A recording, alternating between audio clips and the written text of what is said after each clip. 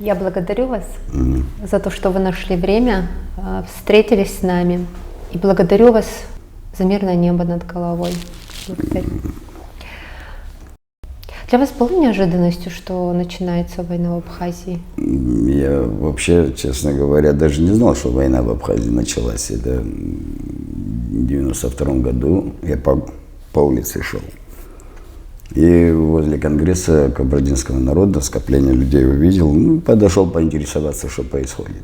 Увидел человека, мужчина, высокий, здоровый, думаю, почему у него слезы-то на глазах. И поинтересовался, что случилось. Говорит, вот так вот Грузия напала на Абхазию.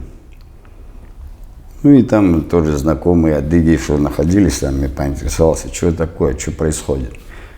Грузия, говорит, на Абхазию напала, говорит, наши ближе них, там уже, говорит, у нас нету, из 12 племен, как говорится, быхов уже нету, остались малочисленные вот эти вот народы. Я говорю, подождите меня здесь, я сейчас вернусь. И вернулся домой, у меня там ножик, австрийский штык-нож был. Взял его и обратно развернулся, маме говорю, мам, я поеду, помогу. А она как раз слушала, что о нападении Грузии на Абхазию по радио.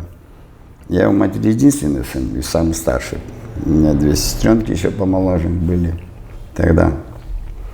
Дочь 5-летний возраст. Я говорю, помогу им и вернусь. Раз я такое решение принял, мать сказала, я пошел. Пришел в отряд, и 16 августа 92 года я через горы перешел сюда, попал. На лицо выходили.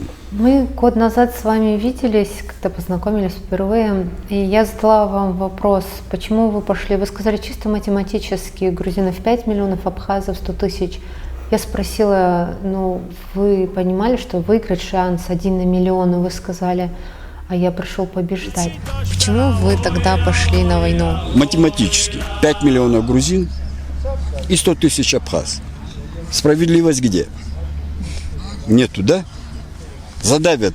И также потеряем одну языковую группу из нашего же племени. Вам не казалось, что выиграть ее практически невозможно 1 на миллион? Нет, я туда шел выигрывать. Оттуда бы живым просто прийти, посмотреть, поучаствовать и уйти я не мог. Пошел, надо идти до конца. Раз взял это обязательство на себя. У адыгов сказано, это слово, это как скала, нерушимо должно быть. Сказано, должно быть сделано. Либо не говори. В глубине своей души вы понимали, что это практически нереально? Вы знаете, в тот момент нельзя нам было проигрывать. Те люди, которые туда шли уверенно для того, чтобы победить. У нас есть последователи, есть ли молодежь, которая могла бы прийти еще, больше пришло бы. Но та сила, которая здесь на тот момент сконцентрировалась, была достаточно, чтобы по группам разбиться и уже работать по направлению врага. А победителей не судить, поэтому уверенно мы шли и предварительно перед каждым выходом на поле брани, так скажем. Мы интересовались, у кого душа не тянет, отойти, мужество иметь, признаться в этом, потому что там уже будет поздно, друг на друга же надеемся. Если кто-то смолодушничает или что-то не так пойдет, мы уже поражение можем получить. И работали по старинке, как адыги, старики нам одно рассказывали, тактика изнуряющей войны, днем и ночью, не останавливаться. Врагу не давать ни кушать, ни спать, ни есть. И две группы работали в таком режиме. Гены Кардановой, Шорова Муаеда. 2 батальона еще было адыгских. Это Яганова Ибрагима и Варитлова Салима. Так, с таким вот прицелом или намерением, так сказать, выиграть. И это было железно. Были минуты сомнения, когда все-таки, может, я ошибся, такая мысль не пробегала? Сомнений не было. Почему? Наши люди – это люди с детства обученные, стоять за себя, борьба, бокс и тому подобное. Спорт у нас был сильно развит на Северном Кавказе. И это тоже дает знать во время таких боевых действий. Откуда ты приехал? И что? Приехали из Майкопа, с республики Адыгея. Ребята приехали со всей территории республики, собрались. Я думаю, что это первые добровольческие отряды, которые прибыли. Думаю, что и за нами последует еще. А вот их же ведь никто не заставлял сюда ехать. Это вот почему, как ты думаешь, они вот решились на это? Это, да, чисто добровольческие отряды, на добровольной основе все они прибыли сюда. Естественно, на защиту абхазского народа, малочисленного абхазского народа, которого мы считаем своим братом, который испытывает натуральный геноцид со стороны Грузинской империи. Как вот у вас дома в республике, в Адыгее отнеслись к тому, что произошло здесь? Может, если взять в целом, то народ единодушно стал на защиту абхазской государственности. На формирование добровольческих отрядов наши власти отнеслись, конечно, не совсем так, как нам хотелось бы. Если откровенно говорить, строились и препятствия, они и сейчас строятся. Но народ единодушно готов подняться на защиту абхазской государственности.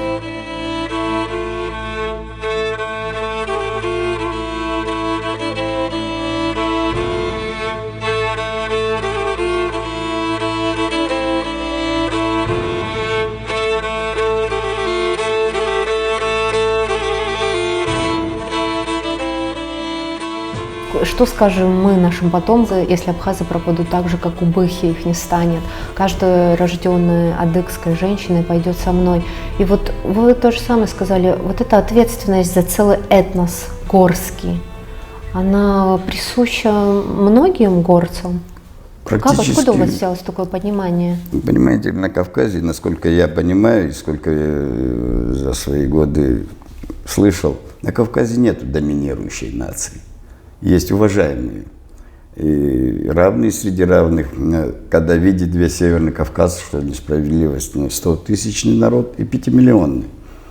Как вы думаете, будут в стороне стоять соседи, которые граничат, например, с Абхазией или с Кабардой, если Кабарда, Чечня уходит, Осетия пошла? Это просто весь Северный Кавказ встал, чтобы не было доминирующей нации, не было фашизма или национализма такого, в таком проявлении, как проявлялось тогда Госсовет Грузии проявлял. То есть вы апеллируете на внутреннее духовное... Да, составляющая всего Северного Кавказа. Всего, независимо от конфессии, мусульманин он, христианин, это не имело значения. Вера в тот момент была в груди. Они на виду, и сейчас на данный момент происходит что? Одну веру поднимают, другую веру топтают, называют террористами и тому подобное. Нету плохой веры, есть плохие люди, намерения, наверное, так. Не только веру, некоторые горцы пытаются возвысить свою национальность, принизить соседнюю. Это о чем говорит? Почему они так не похожи на своих предков? Ведь наши предки так не делали. Ну, вы знаете, мы не можем судить о предках, как там у них происходило, но в доблести соревнуются все. Это в доблести. Да, ну и точно так же во всем остальном. Кто-то хочет доминировать, кто-то хочет выглядеть намного лучше. Только в этом интересе, мне кажется, соприкасается и вот это. Оскорбление других? Ну, это уже невоспитанность людей. Угу. Воспитать человека это надо взращивать. Как мужчину взращивали раньше, так и женщину. Она была женщиной, знала, что делать как женщина, а мужчина знал, что делать мужчине. И они как бы до 12 лет вместе растут, а после 12 идет разделение. Девочки идут по одному направлению женской линии, а мальчики по другому. И вот это вот оскорбление, это на сегодняшний день результат средств массовой информации, интернет и тому подобное, что там не видит он человека, можно его обозвать и тому подобное. Вот это вот и как появляется. Как с этим бороться? Я думаю, наверное, быть воспитанным. И пресекать невоспитанных людей. Когда человек невоспитанный видит воспитанного, он хочет становиться таким. Потому что внимание к воспитанному больше. Да, так считаете. Обращают внимание и с ним больше хотят общаться, нежели, допустим, так скажем, с хулиганом или невоспитанным человеком. Я думаю, в этом заключается воспитание, основ в этом заложена.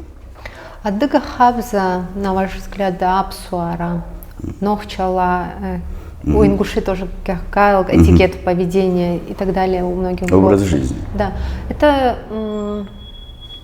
может идти в противоречие религиозным убеждениям? Нет, абсолютно. Я не считаю, что с религиозной... Религия – это совершенно другое. А образ и обычай, самобытность народа – это совершенно другое. Веру можно принять любую. Человек волен выбирать, у него есть право выбора. Навязывать религию человеку тоже не гоже ни как мусульманину, ни христианину. Можно своим образом жизни показать, пример. да, если он выбирает, как он себя ведет в этом мире, и хотел бы быть похожим на него, или быть таким, как он пойдет в ту сторону, в которую он выберет, или христианство, или мусульманство. Ну, конечно, не в извращенной форме, не секты, эти я во внимание не беру. Да. Только классическую религию. Вернемся тогда опять к периодам войны. Вы переходили, я знаю, что 3 дня шли, 3 дня через горы. Там было много разных национальностей? Да, практически все. А как они, были ли какие-либо конфликты или было взаимопонимание? Нет, конфликтности никакой не было. Наоборот, даже мы и еду несли, думая, что здесь голодание и тому подобное. Да, каждый нес свой... Трудно, да, действительно было идти, нести этот весь груз. Некоторые даже с боеприпасами своими, с вооружением. А мы вот несли еду, арбузы. Там даже кто бросил арбуз, даже на этой почве у нас был скандал. Как там люди голодают, а вы пищу бросаете, разбрасываете. Кто-то не может нести, правда? Ну и принесли, когда нас встретили, спустились, мы в пансионате Осетии остановились. На следующий день, когда нам накрыли стол, честно говоря, мы, говорю, притащили это все, консервы начали прятать. Ну, неудобно, тут стол поставили, а мы им консервы принесли. Такое понимание было. Мы же не знали, первый раз только сталкивались тогда с абхазами. При советской власти я не знал их. То есть у вас не было взаимосвязи? Нет, никакой не было. Я думал, один из, вот как у адыгов есть в Грузии разновидность там, диалектов и тому подобное. Вот я думал, абхазы тоже одни из грузин, которые ближе к нам. Познакомился здесь, я не жалею об этом. Очень прекрасные люди. И в бою себя зарекомендовали, в тылу тоже. Не женщины, дети, чем могли, тем помогали. То есть самое главное, что не было разочарований, наоборот, положительные. А было такое, что вы навсегда для себя запомнили мужество духа, которое вам предстало? Ведь, говорят, война оголяет лица, да? Или это не совсем верно? Понимаете, война, может, проявляет человека, как человека, как может личность. так, что он на войне смолодушничал, а в мирской жизни сделал много полезного? Или так не бывает? Нет, понимаете, есть люди, которые могут нести, преодолев страх, не боится только, как говорят, или дурной, или покойный. Боятся все. Главное преодолеть страх и самообладание не терять. И уже по генетически у адыгов, абхазов заложено это быть воином. У них 2-3 дня человек, который в армии не служил, попадая в таких условиях, может стать или хорошим воином, или просто скажет: извините, это не мое. У нас был такой случай, который сказал: я не смогу, говорит, это. Его за это стыдили? Нет, наоборот. Он оставил оружие, говорит: ребята, я, говорит, думал, что смогу. Ну, это не мое, не смогу, я буду, чем могу, помогать в тылу. Что он и делал, и перевязочные материалы, одежда тогда к тому времени ни одежды не было, ничего. Армия только формировалась на ходу, абхазская армия. Ну и мы тоже чем могли, тем помогали, как-то параллельно. Кто не служил, показывали, как работать с автоматом и тому подобное, какие вещи делать, как окоп вырыть, как окопаться. Ну, так на ходу и научились. Вы на ходу учились? Да, не я просто ребята, когда подходят, интересуются, я и в армии служил, умею обращаться с оружием. Я с опытом пришел сюда. А некоторые, которые не знали, подсказывали, как гранату взводить, как работать с ней. Такие тоже случаи были. Ну вот вы как герой Абхазской Отечественной войны, вот как вы считаете, просто некоторые люди, человек может гордиться тем, что он воевал? Гордиться нельзя. Гордиться... В упрек ставить другим, а ты воевал? Нет, ни в коем случае. Наоборот, человек, который воевал, об этом не хочет вспоминать. Он переживает это все. Сейчас я рассказываю, невольно вспоминаю лица, что там происходило. Ну, ничего хорошего нет. Это по большей части война, это грязь. И очень жаль, конечно, что пришлось через это все проходить.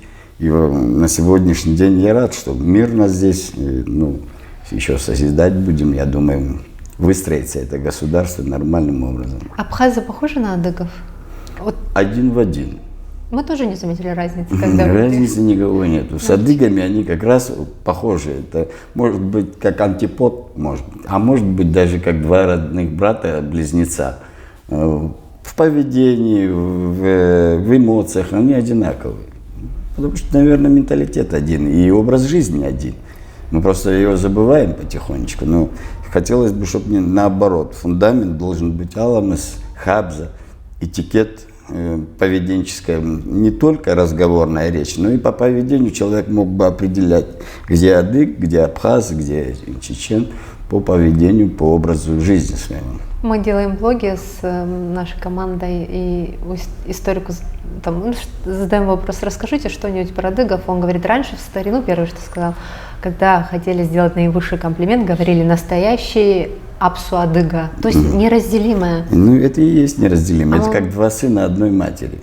Ну, правда, два брата не могут быть одинаково действовать, одинаково мыслить и тому подобное. А если мы разделимся? Не получится. Думаете, они смогут разделить нас никогда? Ну, это уже зависит, раз уже завязка пошла, это уже время прошло, когда они могли разделять. И исходя из фундамента, аламас, хабза, вот это вот вернуть, воспитать одно-две поколения. И этого уже достаточно будет, чтобы оно развивалось в культурном плане и самобытность сохранилась бы. А как, на ваш взгляд, при всех издержках и недостатках, которые на сегодняшний день есть, это возможно? Ну, если работать в этом плане с молодежью, они очень к этому стремятся.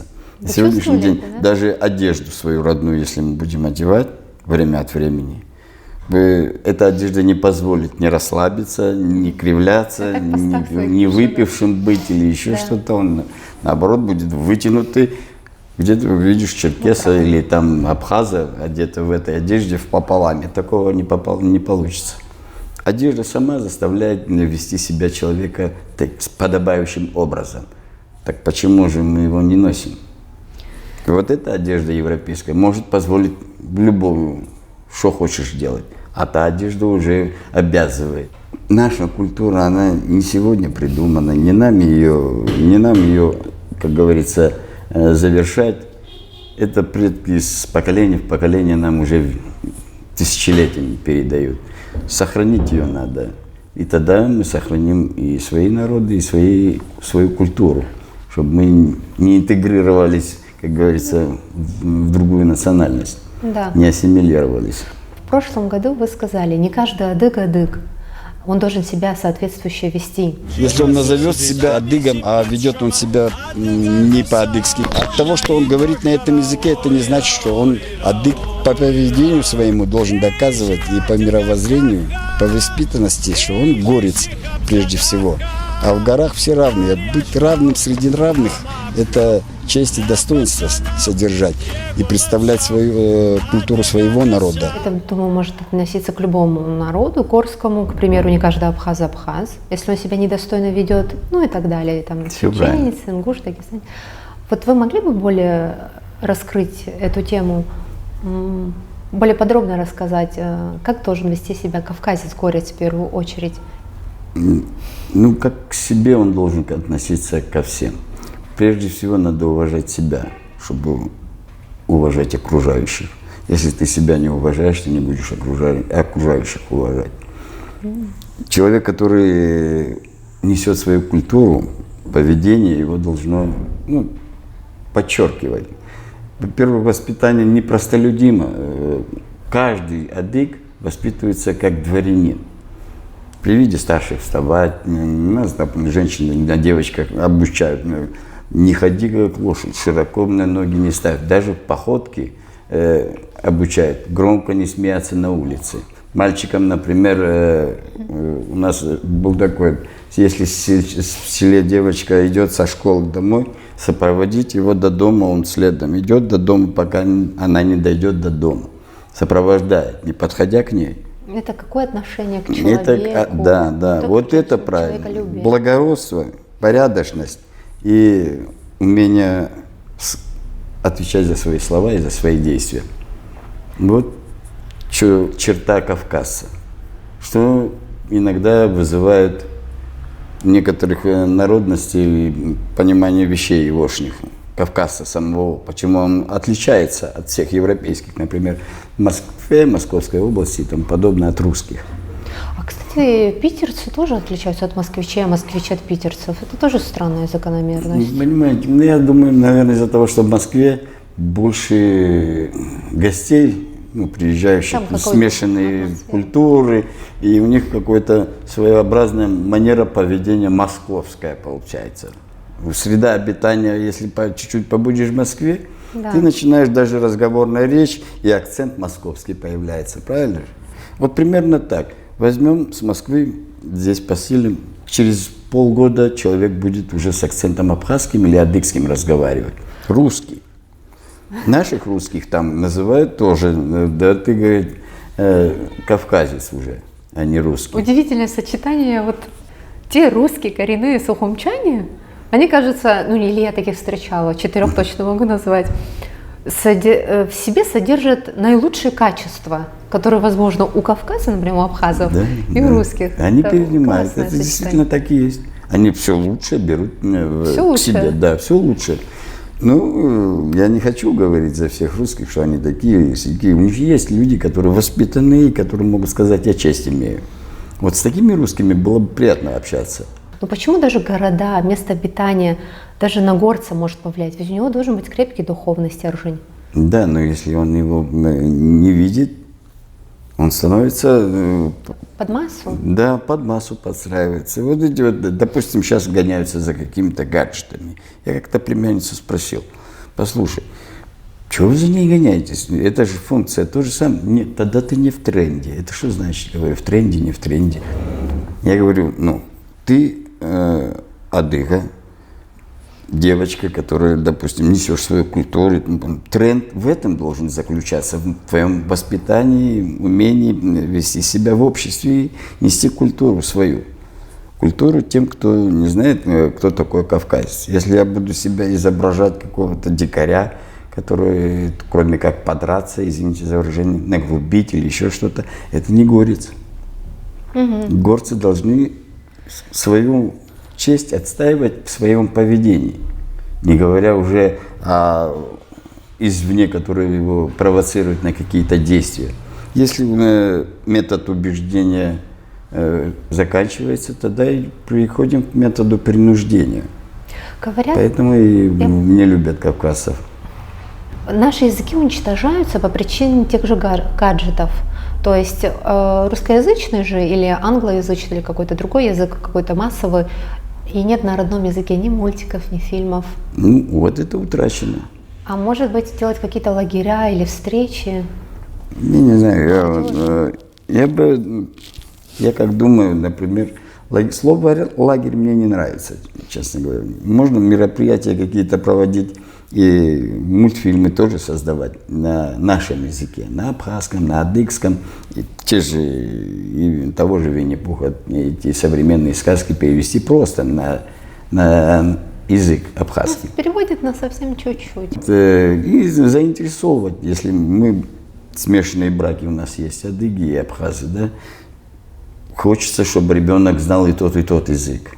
Если мы изначально не будем его, мать не будет, допустим, она абхазка, говорит на абхазском, а отец на адыгском, чтобы они 2 языка. А у адыгов, например, 2 языка это автоматически он уже изучает, русский и адыгский. А плюс уже нагрузку какую. Ребенок безгранично талантлив в начале жизни. Этим надо заниматься, этим надо работать. Если мы не будем молодежь воспитывать и показывать образ жизни, какой был у нас. На сегодняшний день вся молодежь живут теми, что сделали наши прадеды. Ихней доблестью живут и тому подобное. Но максимально быть полезным для своего народа каждый должен быть. Максимально полезным. А полезность в чем заключается? Это поведение, воспитание, это культура твоей нации, которая будет говорить. Малочисленный народ, а как себя воспитанно ведут. Понимаете? Если этого не будет, мы пропадем. Как нация, как народ. Язык, он сегодня есть, завтра может раствориться. А если поведенческого образа жизни нашего нету, родного, то во что мы тогда превратимся? Мы не будем знать даже, как себя вести. Хотя изначально у нас вкладывают. Это может быть гибель для народов? Потерять саму... Ну да, это уже как народ, он не будет существовать. Если мы не отличаемся, все такие одинаковые, сказали встать, встали, сказали сесть, сели, это значит уже личность обезличенная. Как человеку интегрироваться в социум после войны? Ну, в некоторых странах есть центры реабилитационные для того, чтобы подготовить человека, который находился в боевых условиях и попадает уже после войны, он просто-напросто физически и морально не может справиться, что ему делать дальше, не может, в тупике.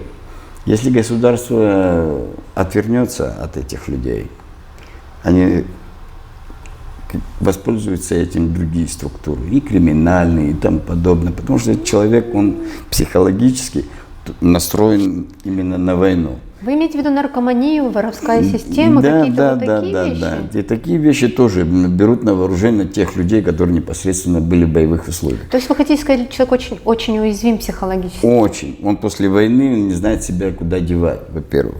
Кто его внимание больше уделит, туда он и пойдет, он как ребенок после войны. И не может еще структурироваться, пока государство встанет, пока туда-сюда. Больше внимания для руководства, допустим, возьмем Абхазию.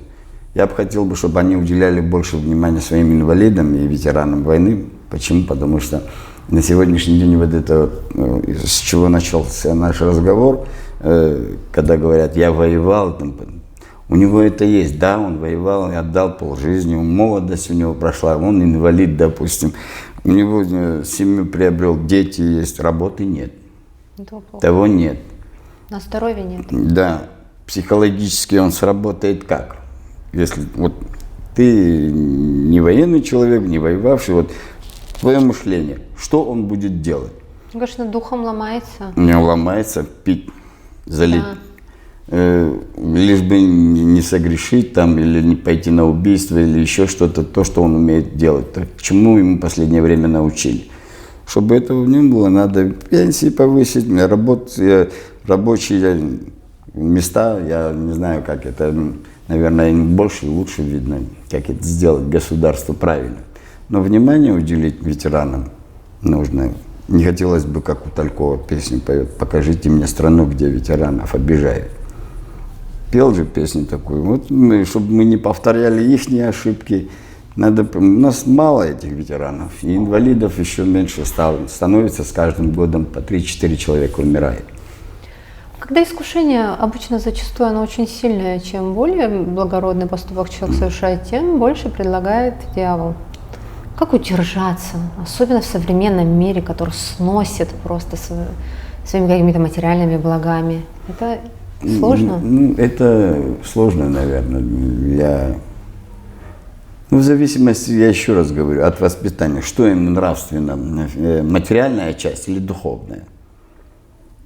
Что, например, нами двигает на сегодняшний день и двигало тогда?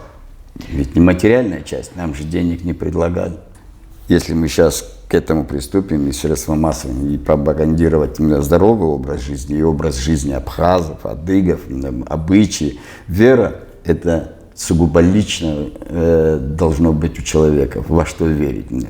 Человеколюбие, что было первичное. Да, любовь, она все. И сострадание, быть благородным, помочь ближнему, человеку. Сейчас будут проходить, человек будет лежать, некоторые подумают, что он пьяный, и не обратят внимания, пройдут равнодушно. До недавнего времени, если лет 30-35 назад повернуть, чтобы мимо прошел человек, такого не было, не поинтересовав, тебе плохо или... Откуда появляется равнодушие? Я думаю, наверное, когда отсутствуют правила. Духовно имеете в Да. виду? Оно, когда все стирается и когда все дозволенность, вот тут и начинается хаос. Равнодушие в этом и заключается. Материальную часть направили, люди начали. Вот передачу я как-то видел, там распродажа идет. Ну, казалось бы, что там? Да, «Черная пятница». Да. Вот вам образ жизни становится, когда все дозволено. Драки, унижение, все, рабство и все остальное, как говорится, управляемый хаос создать, и можно вот так вот людьми манипулировать до тех пор, пока человек даже может застрелиться или лишить себя жизни, что крайне Человек должен негативно. достойно себя вести всегда, да. Все правильно. Какие-то лишения должны быть у человека. Он рожден, каждый здесь свой путь пройти. Если у него есть тяжелый путь, значит, он этого должен преодолеть. Если сломается, там, конечно же, и семья пострадает, и все окружающие. Были ли случаи, когда вас очень сильно что-то разочаровывало или причиняло боль? Да, много. Были Ну, такие случаи. можете назвать, например? С этим бороться можно. Можно уйти одному, пойти побыть хотя бы в горах. Разочарование в человеке вы имеете Да, в виду? в частности в людей. Животные, природа, где-то наоборот.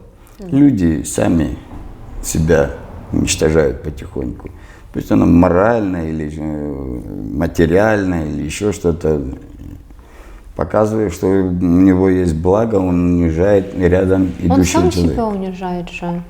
Все правильно. Хвастаясь тем, что у него есть, он и беду на себя навлекает, и при этом унижает окружающих. А у нас по телевидению постоянно кого-то надо подлечить, кого-то просят и тому подобное. Если ты такой достойный гражданин и богат, будь добр, помоги людям больным. Или создай школы, спортивные клубы там. Я не знаю в этом отношении, если он хочет быть таким крутым и богатым. Ну а в остальном, я думаю, все-таки духовная составляющая держит человека. Это можно назвать идолопоклончеством, когда человек начинает поклоняться деньгам постоянно? Деньги, он от них зависим начинает, только они Я думают. думаю, просто человек алчный. Когда он видит деньги и теряет рассудок, это проблема большая. Я не знаю, чем они руководствуются. Для меня, например, деньги – это средство существования, не главное.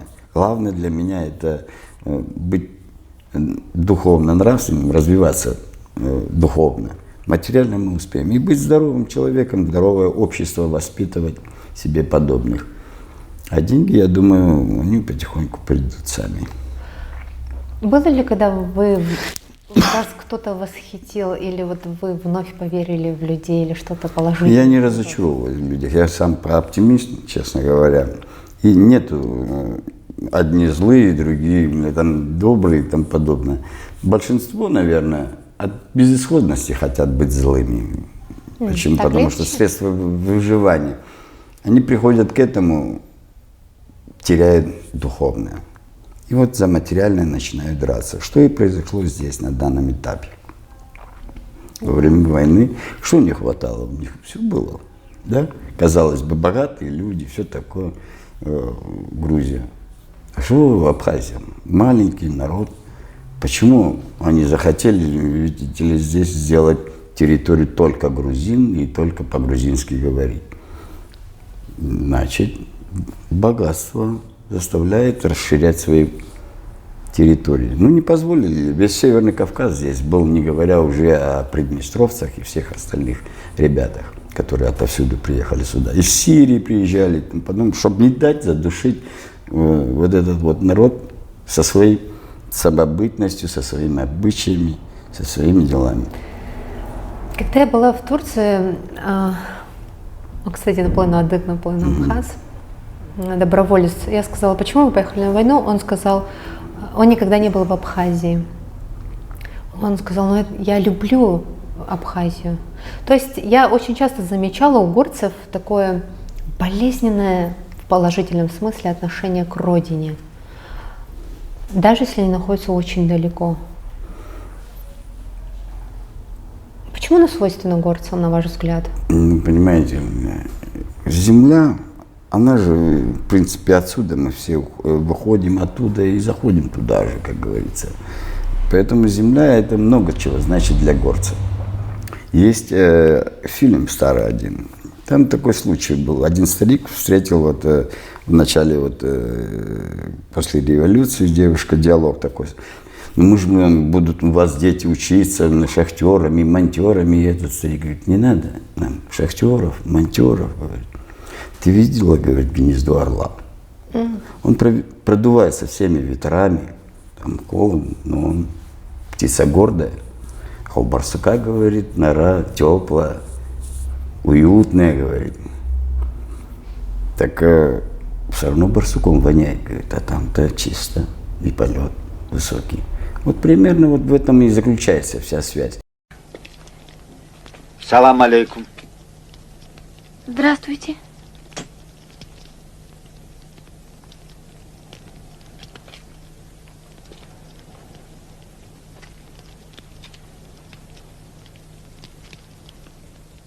Тебя я знаю, ты кузнец. А это кто? А я геолог. Из Москвы. Мы здесь ищем полезные минералы. Ну, камни. Все, что было советские, забрали. Теперь и камни хотят забрать. Одни облака оставят. Все нам оставят. Еще свою дадут. Гражданин, вы рассуждаете несознательно и даже смешно. Ведь если сюда придет индустрия, она же вам всю жизнь переменит. Ваши горцы смогут стать инженерами, шахтерами, монтерами. Не надо шахтеры, монтеры. Это нам не надо. Ты гнездо орла видела? Холодное. 4 ветра продувают его. А у барсука нора теплая, уютная. Но орел не будет в ней жить. Плохо ему там. Темно. И барсуком воняет. Может, нам не хватает сквозняка? Да, я думаю, не хватает в современном мире воспитанности того, что было тогда. Нету строгости. Мы стали идти на поводу у своих детей, не обучая их, а потыкая им ихним прихотям, и вот эти вот вещи себе. Если мы не будем воспитывать, мы через несколько лет получим просто абхазоговорящих или адыгоговорящих людей, ну, манера поведения будет совершенно другая. Тогда это уже и не получается, что он адык. У нас сельские ребята, вот я больше их уважаю и ценю абхазцев. Понимаете, у нас был друг, у меня во время войны погиб, он в Гаграх, Трабшанзор был. По-русски плохо разговаривал, мы абхазец до мозга костей.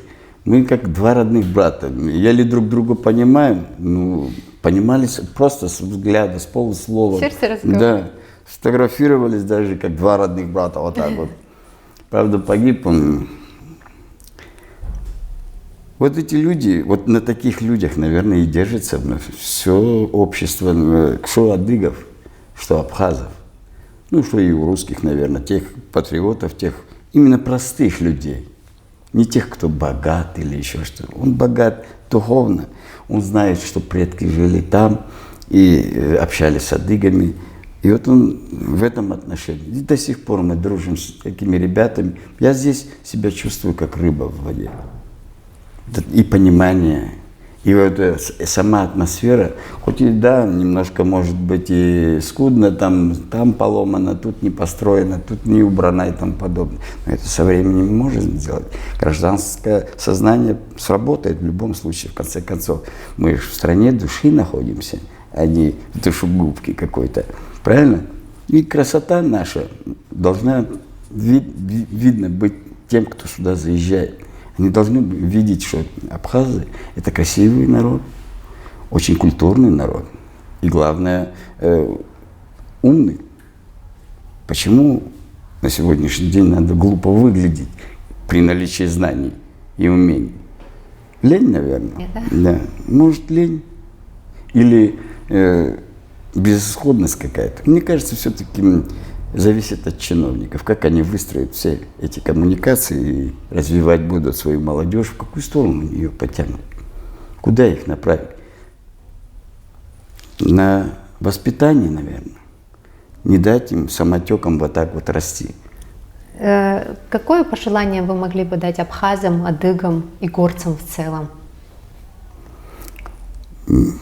Ну, что я могу сказать?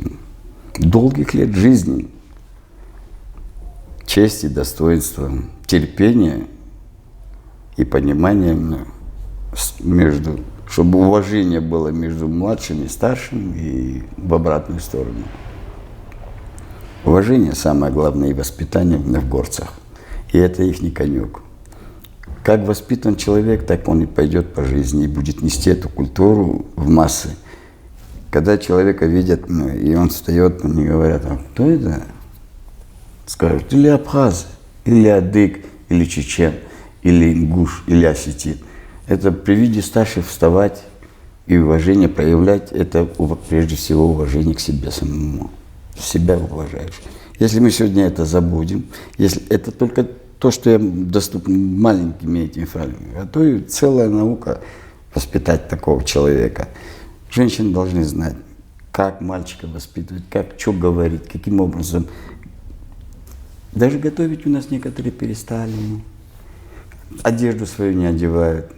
Хотят соревноваться с мужчинами на равных. Но зачем с мужчинами? Мужчину делает женщина. Правда же? Любой мужчина, когда видит своей национальности девочку, опрятно одетой, женственной, он будет всячески честь и достоинство. Это будет правда. Говорить, кто воспитал эту девочку. Дай Бог родителям долгих лет жизни. Так же и мальчик. Куда бы он ни пошел, он, проявляя свою культуру, они будут говорить, гордиться тем, что мы познакомились с этим горцем. Но это не значит, что наши некоторые тоже есть негодяи, которые выйдут, думают, что их не видно, и занимаются всякими недостойными вещами. Но это же рано или поздно будет известно в любом случае. И никакой чести ему не сделает. Максимально быть полезным для своего народа – это иметь образование, быть воспитанным человеком и нести культуру свою. Знать, чтобы они понимали, с кем дело имеют. Я думаю, так. Это мое мнение. Спасибо вам большое.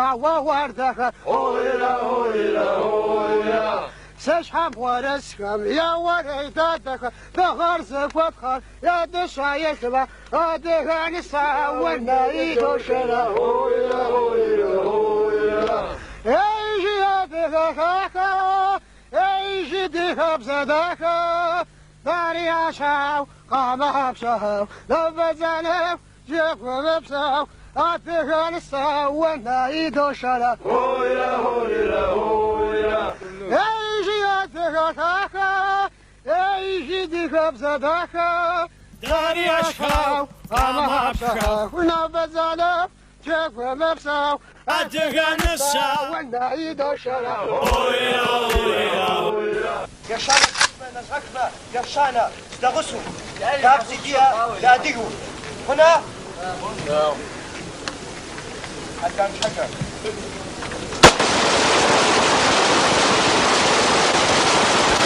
Darya Schau, Amar Schau, Nachbarschau,